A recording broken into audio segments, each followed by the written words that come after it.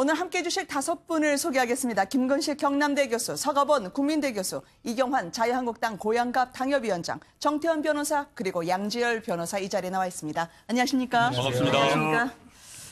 김영철 노동당 부위원장이 드디어 뉴욕에 입성을 했습니다. 뉴욕의 스카이라인이 한눈에 쫙 보이는 차관 관저에서 제공했던 극진한 만찬까지요. 조금 전에 마쳤다는데요. 철통 경호 그리고 정상급 예우의 오늘 뉴욕 현장 먼저 모시겠습니다.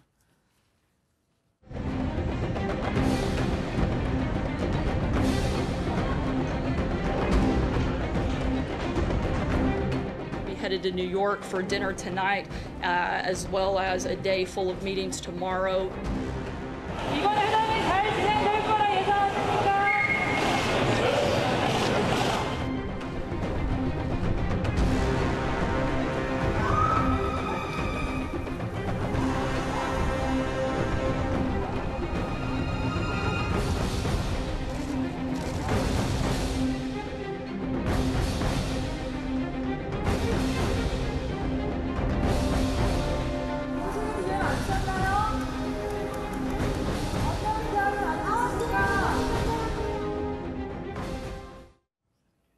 김영철 그리고 폼페이오 장관이요. 유엔 차석대사 관저에서 조금 전에 만찬을 마쳤다고 합니다. 90분이면 길 수도 있고 짧을 수도 있는 시간이죠. 권투로 치면 1라운드 탐색전 아니겠습니까? 어떤 이야기를 도대체 했을까요?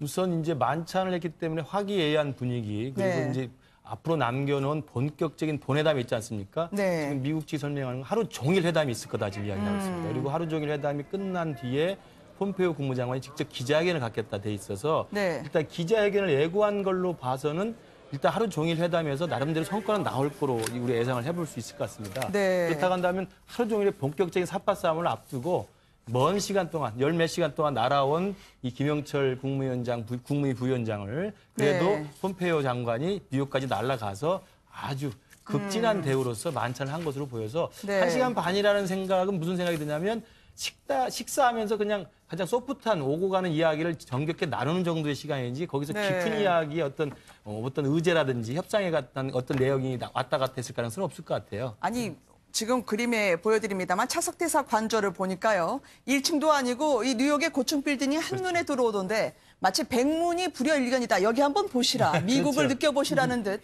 그 뉴욕의 모습과 또 스테이크까지 미국산 비프를 제공했다고 하는데요.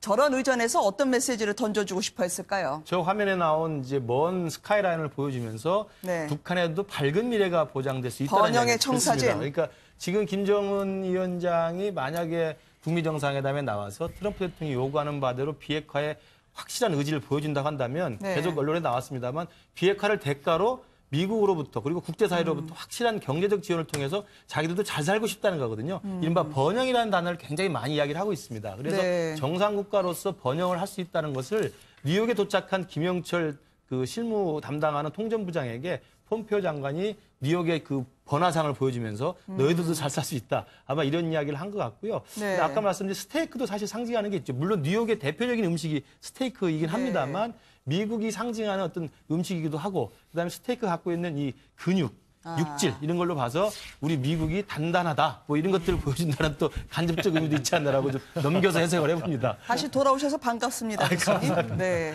우리의 힘, 아메리칸 비프를 제공을 했고요. 이 북한에서는 당초에 갔을 때 철갑성어, 랍스터 나름대로 이제 융숭하게 대접하겠다고 하지 않았겠습니까? 이 두 분이 나눴던 오늘 만찬 상당히 멋졌다라고 하는 폼페이오 장관이었습니다. 지금 저 장면을 보시면요. 화면 중앙에 바로 한국분인가 하는 분이 눈에 띄지 않으십니까? 바로 앤드류 김 코리안 미션 센터장인데요. 이분 마쿠에서 바로 큰 역할을 했다는 분 아니겠습니까? 맞습니다.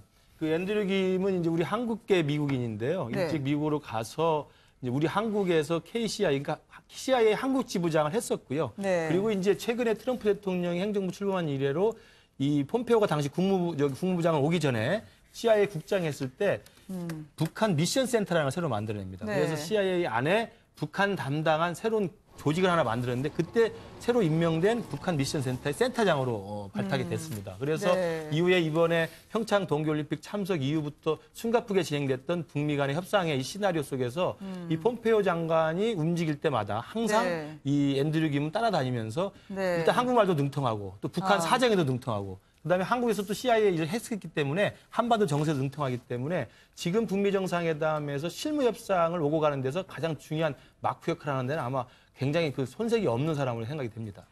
아니 근데 판문점에서 좀 대충 다 하신다며요. 내일 그냥 오늘 만찬은 언론에 보여주기용 아니에요? 어떻게 회담도 하기 전에 기자회견부터 먼저 잡습니까? 벌써 다 된 거 아닙니까? 뭐 일단은 뭐 잘 되고 있다는 이제 청신호는 봐야 될 것 같고요. 그러나 네. 이제 지금 삼각으로 북미 접촉이 이루어지고 있지 않습니까? 싱가포르에서는 의전과 경호에 대한 협상이 이루어지고 있고 네. 지금 판문점에서는 뭐 하루 연기해 가면서까지 의제에 관한 협상이 이루어지고 있고 지금 뉴욕에서 이제 김영철과 폼페이오 사이 고위급 담판이 이제 예정돼 있는데 네. 만찬을 했다는 이유는 제가 볼 때 성공을 보장했다는 뜻도 되겠지만 성공할 수 있도록 미국 측에서 네. 북한에게 확실하게 좀 유연한 입장으로 나와 달라. 우리가 이렇게 융숭하게 대접을 기자회견도 하겠다. 잡아놨다. 그렇습니다. 네. 하루 뒤에 기자회견도 잡아놨으니까 제발 너희들이 그렇게 하고 싶어하는 6월 10일에 싱가포르에서 정상회담 하고 싶다면 이번에 뉴욕에서 확실하게 좀 양보를 해라. 이런 식의 간접적인 아마 의사 메시지가 아닌가 싶습니다. 선글라스를 쓴 경호 요원까지 겹겹이 김영철 부위원장을 감싸고 있는 모습을 볼 수 있습니다. 상당히 신경을 써준 건가요? 의전에요? 실제로 저 정도면은 거의 정상급 의전입니다. 그러니까 국빈급은 아니지만은 정상급의 의전이라고 봐야죠. 왜냐하면은 공항 안에서 네. 차량으로 의전을 하고 그다음에 저 정도로 좀 경호원까지 붙어서 있는 것은 그만큼 많은 신경을 쓰고 있다는 것이고 네. 그것은 이제 단순하게 그 회담 당사자일 뿐만 아니고 네. 어쩌면 이제 트럼프에 대한 특사로서의 자격도 있을 수 있고요. 네. 또 한편으로는 또 경호에 사실 그 제재 대상 아니겠습니까? 유엔 제재 대상이기 때문에 네. 혹시라도 있을 모를 이 그 경호와 관련돼서도 이 만전을 다 기했다. 네. 정말 특급 경호를 말 그대로 특급 의전, 특급 경호를 그 경호로서 대접을 받고 있는 것은 분명합니다. 네. 아니 싱가포르도 가보면은요 김정은의 집사로 불리는 김창선 부장을 놓고 이 최소 판문점은 하루는 더 머물 거라고 하고 싱가포르에서는 어떻게 지하로 내려가도 못 뵙고 나가는 차도 잡지도 못하고 이렇게 꽁꽁 다 감싸시는 겁니까? 그러니까 김창선 국무위원회 부장하고 이 헤이긴 이 여기 백악관 부비서실장과의 만남은 철저히 무슨 논의를 하고 있냐면은 만약에 6월 10일에 북미 정상이 만나면 정상 간에 어떤 의전과 어떤 동선과 어떤 일정 그리고 어떤 장소에서 어떻게 보안과 경호를 하는가. 그러니까 실제로 양국 정상이 모인다는 건 세계의 만남일 뿐만 아니라 가장 중요한 변수는 뭐냐면 북한의 은둔의 지도자인 김정은이가 가장 멀리 나온 거 아니겠습니까? 그러니까 자기 나라에서 기껏 다야 우리 한국 아니면 중국 정도였는데 네. 가장 멀리 정상회담을 하러 온 거기 때문에 그리고 상당 부분 북한을 비워야 되는 상황이어서 네. 그다음에 싱가포르라는 데가 북한이나 평양과 달리 굉장히 경호를 해야 되는 상황이니까 아마도 김창선 부장 입장에서는 자기가 모시는 수령의 최대한의 안전과 보안이 가능한 이런 논의를 해야 되기 때문에 굉장히 은밀하게 진행할 필요가 있다고 생각해요. 그래요? 그리고 또 하나는 이제 우리도 4.27 판문점 정상회담을 보면 12시간짜리 대역사의 서사시를 보듯이 처음 시작부터 마칠 때까지 굉장히 아름다운 일정들을 보여줬지 않습니까? 근데 그 일정의 스케줄 내용이 전혀 드러나지는 않아요. 그렇죠. 그러니까 왜냐하면 굉장히 감동적이고 관심을 가지고 보기 때문에 그 두 정상의 만남이 하루가 어떻게 진행될지를 서로 협의하는 데는 굉장히 보완이 좀 필요할 측면이 또 있습니다. 우리가 네. 아주 흥미로운 것을 끝까지 공개하지 않듯이 그렇기 때문에 아마도 김창선 부장과 이 헤이긴 네. 이 부실장과 관련해서는 바로 그런 의전과 경호와 동선에 대한 그리고 어떤 모임에 어떤 모양새를 만들어낼 것인가에 대해 논의를 하기 때문에 네. 아마도 극도의 보완을 하고 있는 것으로 예상이 됩니다. 지금 꼭꼭 숨기는 철통 보안 속에서요. 과연 회담장이 어디가 될지 지금 세 군데가 각각 숙소나 아니면 골프 카트를 몰고 김창선 부장이 한번 호텔 내부를 돌아서요. 그리고 검은 차양이 내려지기 시작했다면서 추측이 무성해지기 시작하겠습니다만 대체적으로 윤곽이 이 세 곳 중에 하나 아니겠느냐라고 나오더라고요. 카펠라 호텔은 미국 이제 대표단이 머물고 있는 곳이고, 네. 플라툰 호텔은 이제 북한 쪽에서 온 사람들이 머물러 있고, 샹글릴라 호텔은 종종부터 얘기가 나왔던 곳인데, 지금 그 말씀하신 것처럼 김정은에 대한 경우는 단순히 개인의 경우가 아니라 국가의 운명이 걸린 거나 마찬가지예요. 네. 지문 국가라는 그 말처럼 김정은에 무슨 문제가 생기면 북한 자체의 존립 흔들리기 때문에 온 힘을 다할 수밖에 없고 아마도 이 세 호텔이 아닌 또 제3의 장소가 될 가능성도 매우 높다고 하겠습니다. 그래서 네. 특히 이제 그 북한의 입장에서는 이 저 수령 경호가 모든 것이 그 비밀에 붙여져야 하기 때문에 계속해서 연막을 칠 가능성은 높습니다. 네. 어떻습니까? 지금 우리나라 청와대에서도 행정관이 싱가포르로 날아갔다고 하던데요. 물론 청와대 측은 우리하고 싱가포르 정상회담이 있다고 하는데 혹시나 말이죠. 미국과 북한의 정상회담이 잘 되면 남북미 3자 회담으로 그냥 그대로 한번 가볼까라는 생각이 있는 걸까요? 저는 당연히 있다고 봅니다. 네. 예, 그냥 단순히 행정적인 차원에서 갈 리는 없는 거고요. 지금 현재의 북미 회담에 대해서 어떻게 진행되는지를 구체적으로 살피기도 하고 네. 실제로 필요한 부분들을 도와주기도 하려고 할 것이고 그래서 결과적으로 보면 성공을 이끌어내려고 할 텐데 최종적인 목적은 아마 제대로 잘 되었을 때 남북미 3자 회담을 염두에 둔 것 같은데 네. 제가 보기에 종전선언 이런 부분들은 너무 앞서 나가는 것 같습니다. 항상 지나친 낙관론은 디테일을 놓치게 되거든요. 이와 같이 너무 많은 낙관론을 네. 가지고 너무 많은 결과를 얻으려고 하면은 본질에 접근하지 못하게 됩니다. 이 본질은 뭐냐면 결과적인 완전한 비핵화를 어떻게 할 것인가 네. 이 부분에 대한 것이기 때문에 이 부분에 이제 집중해서 이 부분에 대해서 당사자들의 합의를 이끌어내도록 하는 것 이것이 가장 중요하지 않을까 생각됩니다. 네. 워낙 트럼프 대통령이 들었다 놨다 했기 때문에요. 미국 백악관 대변인도요. 이게 6월 12일 갈 수도 있지만 이게 7월 12일도 라면서 살짝 연기 가능성도 열어놔서요. 야, 저기는 이 백악관 전체가 게임을 하시나라는 생각이 듭니다. 이 연기가 될 수 있는 건가요?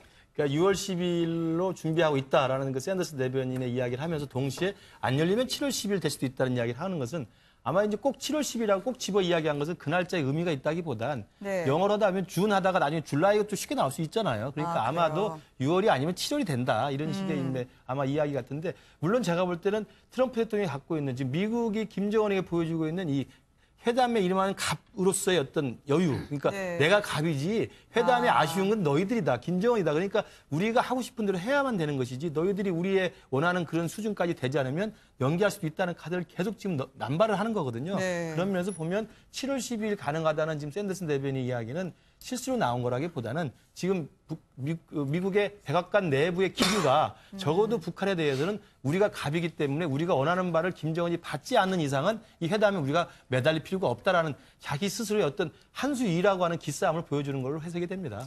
스테이크의 스카이라인에 7월 10일까지 우리가 갑이야라는 그렇죠. 걸까요?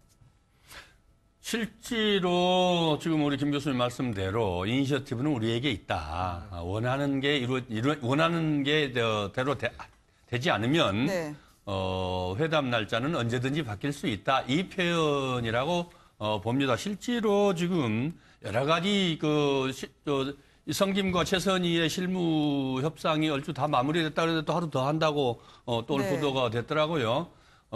순조롭게 이루어지는 것 같지만 또 그 속에서 또 디테일들이 숨어 있을 수 있고 그만큼 하나하나 구체적으로 잘 챙기고 있다고 보여집니다. 실제로 그럼에도 불구하고 또 이제 뉴욕에서 지금 그 융숭한 대접을 하면서 그러면서도 절대로 우리가 원하는 게 이루어지지 않으면은 대로가 되지 않으면 쉽게 할 수 없다 이런 의지의 간접적 표현이라고 보여지고요. 네. 또 그건 뭐 협상에서 대단히 누가 유리한 고지를 점하느냐는 것은 중요한 부분 아니겠습니까? 그렇죠. 예. 지금 미국 접촉에 전 세계 시선이 쏠려 있지 않겠습니까? 그런데 말이죠. 북한을 보니까 며칠째 잠잠한 모습입니다. 지난번에 김정은 위원장이요. 직접 고암 답촌 철길 개통식 그 전에 시찰까지 갔다 왔던 데거든요. 근데 이번에 개통식에는 대대적으로 펼쳐졌는데 안 갔습니다. 상당히 애착을 뒀던 곳이었거든요. 왜 그럴까요? 일단 당시의 현장으로 모시겠습니다. 농측에서 완공된 고암 답천철길을 현지에서 려야하셨습니다. 경제건설 대진군을 힘있게 다그치고 있는 우리인민의 혁명열 투쟁열을 승화시키고 우리 국가의 막강한 주체적 힘을 다시금 확신하게 했다고 말씀하셨습니다. 고암 답천철길 개통식이 30일에 진행됐습니다.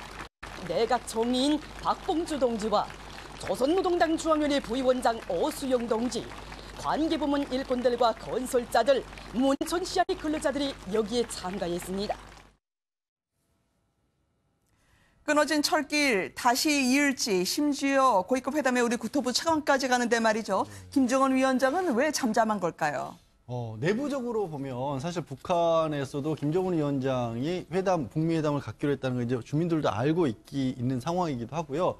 그런데도 불구하고 수도를 지켜야 되는 상황이라고 하는데 짐작해 볼 수 있는 가장 큰 건 그러겠죠. 북한은 어쨌든 김정은의 결재가 없이는 외교적인 협상에 있어서 최종적인 어떤 결정을 못하기 때문에 판문점과 싱가포르 그리고 뉴욕에까지 지금 이제 아직 특사라고 하기까지는 그렇지만 특사로 가 있는 거 아니겠습니까? 네. 거기서 어떤 얘기가 나오든지 간에 김정은 위원장과 김정은 위원장 주변에 있는 사람들 간의 회의를 거쳐서 일종의 이제 최종 결정을 해줘야 협상이 되는 그런 구조이기 때문에 네. 자리를 비운다는 것이 현실적으로 어려운 상황 아니겠습니까? 그쪽에서 수시로 연락이 올 거고 그에 대해서 응답을 그때그때 해줘야 되는데 지난번 뉴욕에 이창선이었던가요? 갔었을 때 호텔에 들어갔어도 나오기로 회담 시간을 기자회견 시간을 정해놓고도 국측에서의 어떤 지시가 떨어지지 않으면 못하기 때문에 시간을 여러 번 미뤄가면서 김정은 위원장이 결재를 네. 받아서 발표하는 모습 봤으니까요. 네, 김정은 위원장의 침묵이요. 그렇지만 지금 북한이 조용한 듯해도 출렁임이 느껴집니다. 어제만 하더라도 수평선을 바라보며 흘렸던 눈물. 김정은 위원장이 혹시 내부의 강경파, 이번에 싱가포르로 떠나게 된다면 처음으로 장거리 회담 아니에요. 그러면 내부에서 이 수령의 일정과 동선이 급비인데 자, 다 노출하고 가는 거 아니겠습니까? 미국 측과 만나면서 일어날 수도 있는 영모, 쿠데타 이런 우려를 조금은 내비쳤다라는 게 있던데요. 내가 떠나면 일어날 수도 있을 듯한 그 부분 말이죠. 그렇습니다. 그러니까 지금 아까 김창선 국무위원회 부장이 아주 철동 같은 보안 속에 의전 경호 이야기를 지금 협의하고 있는 것도 네. 그런 두려움이 좀 상징하는 게 있고요. 아, 그래요? 또 하나 예를 들어보면 수령이라고 하는 북한 내 독특한 정치 시스템에서의 절대 권력자인데 1956년에 8월 종파 사건이라는 게 있습니다. 그러니까 김일성이가 수상인데 네. 그 당시에 동유럽을 순방하러 가요. 네. 동유럽을 순방하러 평양을 비운 사이에 이른바 연안파가 당 중앙의 전원회를 열어가지고 반대파들이 세를 모아가지고 김일성을 몰아내려는 의도를 가지고 사실은 그런 궁정 쿠데타를 경험이 일으킵니다. 있군요. 근데 네. 물론 이제 그 쿠데타는 좌절이 됩니다. 그래서 오히려 56년 8월에 당 중앙의 전원회의에서 그들이 김일성을 몰아내려고 했다가 오히려 걔들이 반격에 처해가지고 오히려 쫓겨나는 게 8월 종파 사건인데 네. 그 이후로 사실은 김일성, 김정일이 중국과 러시아 외에는 멀리 가지 멀리 못 않습니다. 갔죠. 그렇기 네. 때문에 지금 김정은 입장에서도 물론 뭐 지금 탄탄하게 리더십 확보하고 있다고 하긴 합니다만 네. 아직 집권한 지 얼마 안 됐고 젊은 지도자이기 때문에 물론 트럼프랑 만나서 북미 정상회담이나 세계적 대담판을 통해서 자기 나라의 어떤 새로운 전략적 전환을 모색한다는 의미도 있겠지만 사실 하루 이틀 비울 수는 없잖아요. 상당히 그렇죠. 며칠은 비워야 되는데 비웠을 때 평양의 안전 그리고 자기 권력의 안전 이런 부분에 대해서는 내심 표현하지 않지만 속으로는 상당히 많은 준비와 아마 탄탄한 신중한 아마 대비를 할 것으로 예상이 됩니다. 네, 어쩐지 경호원 몇 명 데려갈 수 있겠느냐. 그럼에도 불구하고 아버지, 할아버지 멀리 못 나갔는데 쿠데타나 역모 가능성을 걱정했음에도 불구하고 어쨌든 가기로 결정했잖아요. 미국에서 안심을 준 걸까요? 아니면 본인이 자신의 권력 충분히 장악이 됐다라는 자신감이 있었을까요? 권력에 대한 불안감보다 자기 스스로 지금 트럼프와 만나서 담판을 해서 자기 나라의 전략적인 전환이 필요하다. 그러니까 내가 비역할을 하면 비역할을 통해서 정상국가로 이제는 거지 나라의 왕초가 아니라 잘 사는 나라의 지도자가 되고 싶다. 이런 아마 전략적 대전환에 대한 목마름이 더 컸기 때문에 싱가포르까지 가서 어떤 권력 안위에 대한 우려에도 불구하고 간단한 아마 결단을 내린 것으로 보이고요. 물론 이제 이것은 6월 12일 날 북미 정상회담이 실제로 성사된지 봐야 될 이야기입니다만 지금 진행되는 과정을 보면 김정은은 정상회담에 굉장히 상당히 목을 매달고 있고 트럼프는 상당히 우월적 입장에서 김정은의 양보를 지금 계속 강요하고 있는 것으로 해석이 됩니다. 네. 이 장거리 외출, 신변 안전이 최우선이기 때문에요. 김정은의 입장에서는 미리 사전에 확답을 받고 녹화하지 않으면 안 되는 그 경호 문제를 저희가 워싱턴 포스트를 통해서 들을 수 있었습니다. 자, 우리와 미국 그리고 북한이 판을 짜고 있는데요. 이 바둑판에요. 근데 갑자기 쑥 들어온 외국인이 있습니다. 누구실지요? 먼저 영상으로 저희가 소개해드리도록 하겠습니다. 함께 보시죠. 조선민주주의민공화국 외무상 리용호 동지의 초청으로 세르게이 라브로브 러시아 연방 외무상이 곧 우리나라를 방문하게 됩니다.